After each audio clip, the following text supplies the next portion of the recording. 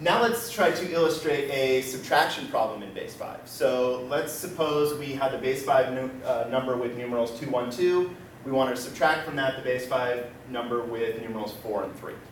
Again, if we don't quite know how to do this on the algorithm, we can go back a step and ask ourselves, how would we solve this problem on a chip model? Again, we're putting ourselves in the shoes of our students who are seeing subtraction in base 10 for the first time. Again, they learned subtraction in base 10 from chip models, so we can do the same with subtraction in base 5. Again, eventually our goal is to wean ourselves off the chip model and just learn the process on the algorithm. But the chip model can help us understand really the place value issues that are happening here.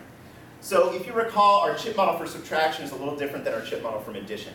We are thinking of subtraction from a takeaway perspective. So we are going to start with the 2 25s, 1 5, and 2 1s, and we are going to try to take away the 4 25s, or sorry, the 4 5s and the 3 1s. We're going to illustrate taking away by crossing off chips. What we recognize is that, first of all, we can't cross off 3 chips. We only have 2 1s, and we can't cross off 3 of them. So the question we ask ourselves is, how do we get more 1s? Well, from our base 5 rule, if our base 5 rule is that 5 of one denomination makes 1 of the next higher denomination, well, we can run that rule backwards as well. 1 of a particular denomination is going to be 5 of the next lower denomination. So we can get 1s from this 5. We can break this 1 5 down into 5 1s. And if we do that, now we have plenty of 1s. We need to take away 3 of them, and we can illustrate that by crossing off 3 1s.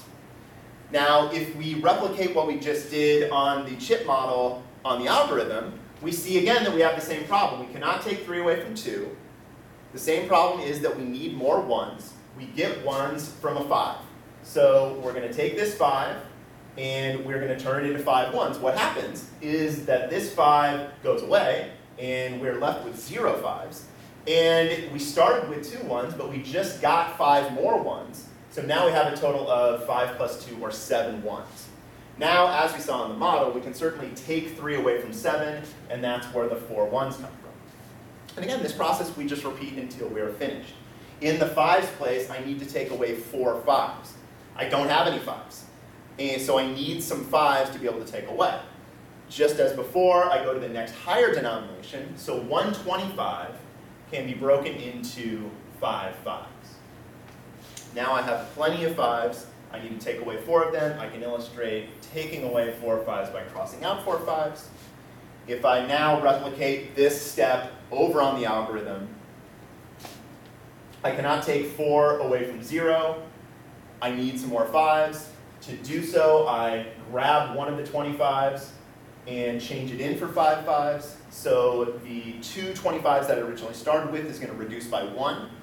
And the 0 5s that I had in my last step is going to increase to 5 5s. I can now take 4 away from 5, and I'm left with 1 5. And I have 1 25 left. I don't need to take any of those away. And I am left with the base 5-digit, or number with digits 1, 1, and 4. Again, the steps that we carry out here in base 5 are identical to the steps that your students are going to carry out in base 10. So any mistakes or difficulties that you have working in base 5, because it's new to you, are likely problems that your students are going to have working in base 10 because it's new to them.